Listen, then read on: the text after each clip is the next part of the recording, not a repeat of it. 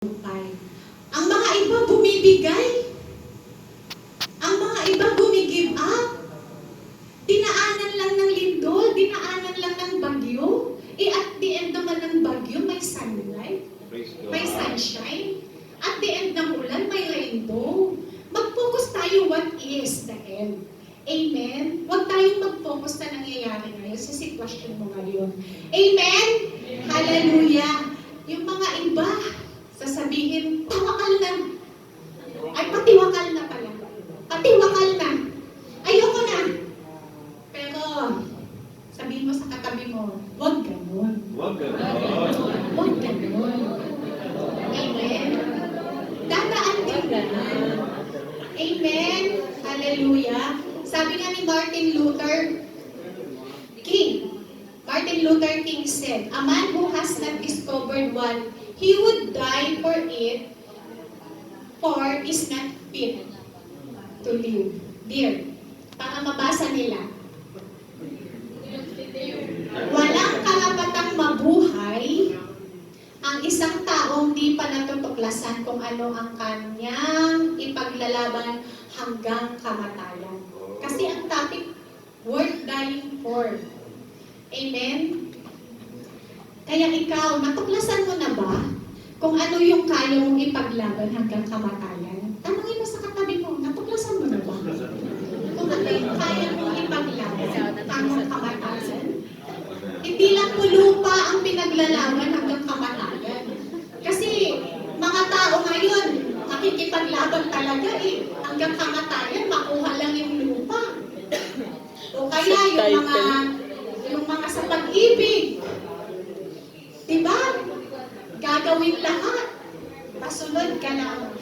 Kaya, amen. Hallelujah. Ano bang pinaglalaban mo? Number 1. Yero. Ikaw, ano ang kaya mong ipaglaban? Amen? Number 1, love for life. Pagbabanggit po ako dito, love for life. If you are desperately fighting for your own life, you will bravely face every danger because your life is at stake. At the least, as a person, you will be honored when you die fighting. Alam nyo, ang ibig sabihin lang nito, kung mahal mo yung buhay mo, your life, kasi minsan ka lang mabubuhay dito sa mundo. Regalo ng Lord yan sa'yo. To have life, to have a good life, beautiful life. Kahit kaano ka dami ng problema mo, life is still beautiful. Amen? Kung mahal mo yung buhay mo, pahahalagaan mo. Amen? Iingatan mo. Puproteksyonan mo. Talagang gagawin mo ang lahat para maiparamdam mo na, Lord, pinapahalagahan ko ang buhay na binigay mo sa akin. Amen? Pero pag nasa delikadong sitwasyon ka, ano gagawin mo? Lalaban ka din sa takbuhan. Amen. So pag nakaharap ka sa matinding problema, amen, hindi po solusyon ang tawakal na. Ay, patiwakal na pala. Hindi po solusyon yon. Amen? Kasi, alam nyo, pumunta ka lang sa hospital. Ang daming lumalaban. Ang daming pasyente doon, cardiac patients, COVID patients, mga cancer patients who are fighting for their lives. Kasi gusto pa nilang mabuhay. Because they know that life is beautiful. Gusto pa nilang maranasan, mabuhay. Amen? Yung mga iba pag dumaan lang sa trial and testing, gusto nang mawala sa mundo. Huwag ganon. Huwag ganon ulit. Sabihin mo sa katabi mo, huwag ganon. Amen. Kasi, alam niyo, Panginoon lang ang may hawak ng buhay natin. Wala tayong karapatan. Wala tayong karapatan na tayo ang kumite ng sarili nating buhay. Amen. Tingin ka na lang sa naglalaban for their lives. Amen? Kaya dapat hanggang sa huling segundo ng ating buhay, pahalagahan natin ang ating buhay. Amen? Mahalin natin ang ating buhay. Next slide. Love for life. It is a coward thing to die without even giving your best life. Diba? Duwag ka daw kapag hindi mo man lang tinry yung best mo bago ka magkaroon. So, next slide. Love for family. Love for life. Kanina, ngayon, love for family. Alam nyo, nature na ng mga OFW ito. Amen? Gagawin lahat para sa family. When your loved ones are in great danger, you are willing and capable to protect and die for them. Ayaw mo ang padapuan sa langaw eh. Yung mga anak, di ba? O lamok. Kasi alam mong may dalang mga sakit. Ganun natin kamahal yung family natin. Pagkanda-kanda ko ba ka na sa pagtatrabaho para lang may maipadala, kahit magutom ka na, para lang may maipadala, worth dying for na. For the sake of your love for your family. Nature ng mga OFW.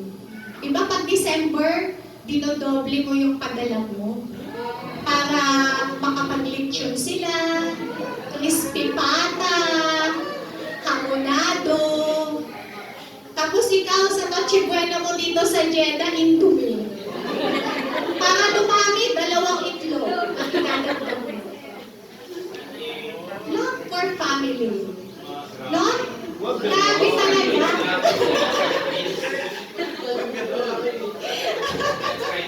Wag naman ganon. Amen. Sabi ni Pastor, wag talagang ganon. I do agree. Talagang dapat magtabi ka rin ng in case of emergency. Amen? Hallelujah. Eh yung kotse nga may spare tire. Para pag may in case of emergency na flat, sumabog ang gulong, may spare siya. In case of emergency. Pag sumakay ka ng barko, may life vest. Diba? Pag in case of emergency, meron kang maisusuot, ligtas ka. Ikaw, may pang in case of emergency ka, diba? Amen. Amen. Yung mga iba hindi makasagot. Talagang love na love yung mga family niyo, no? Binigay ang lahat. So, because of your love of your family, talagang gagawin mo lahat. Amen? Hallelujah. Love. Next. Love for country. A soldier goes to war for his countrymen and for his countrymen, para sa lahat. At saka sa future generation, yung mga anak, mga apo. Ipinaglalaban nilang bansa. Amen? Tanungin mo yung mga sundalo at saka pulis, meron silang motto. Alam nyo ba yon? Bayad muna bago sarili. Kaya kapag ang asawa ng sundalo or pulis, manganganak na yung misis, tapos nandoon siya sa frontline, battlefield, uunahin niya pa yun kaysa ikaw na mga anak. Ganun yung mga sundalo. They will fight for the country. Bayan muna bago sarili. Ganun sila magmahal sa bansa. Kaya, ang bansang Pilipinas, i-bless nyo. Amen? Huwag nyo i-curse. Bilang mga OFW na nagpapadala ng mga remittance, huwag kayong magalit sa government. I-bless nyo na lang. Amen? Kasi madami talaga kayong mababalitang mga bad news, ganyan, mga kurap-kurap, saan na napupunta yung mga budget. I-bless na lang natin ang ating bansang Pilipinas because at the end, pag uwi naman natin sa Pilipinas, babalik ka rin. Diba? Sabi ni Gary B, babalik ka rin sa Pilipinas. Kasi pag once na pinrosper ng Lord dahil sa prayer mo ang bansang Pilipinas, ikaw din ang unang makikinabang. Amen po ba? Amen. Ikaw din ang unang magpo-prosper. Kapag kinurse mo ang bansang Pilipinas, sino unang mag-curse? Ikaw din. Kaya, reverse it. Amen? Don't say bad words to our country. Amen. Fight for our country by blessing. our country, by blessing Philippines, by praying for Philippines. Love for truth. Next slide. Hallelujah. Ang mamatay ng dahil sa'yo. Ayan yung national anthem natin. Sino pa bang may memorize nito? Baka yung last portion lang ang memorize nyo. Ang mamatay ng dahil sa'yo. So, love for truth na tayo. Amen. Hallelujah. Our faith and integrity calls you to stand for the truth. Alam niyo yung mga 12 disciples ni Jesus? Hallelujah. When Jesus died, the 12 disciples of the Lord Jesus, they died also defending the truth of the resurrection of our Lord. They were tortured and compelled to deny their Lord at the threat of death. But nothing moved them. Talagang hanggang kamatayan. Ipagtatanggol ko ang katotohanan na ang Lord ay walang iba kundi ang ating Panginoong Jesus. Yun ang pinaglaban nila up to the end. Na talagang up to the extent na na-tortured sila. Imagine, one of the disciples, kasi kung may salbahe ngayon, mas salbahe ang mga tao noon.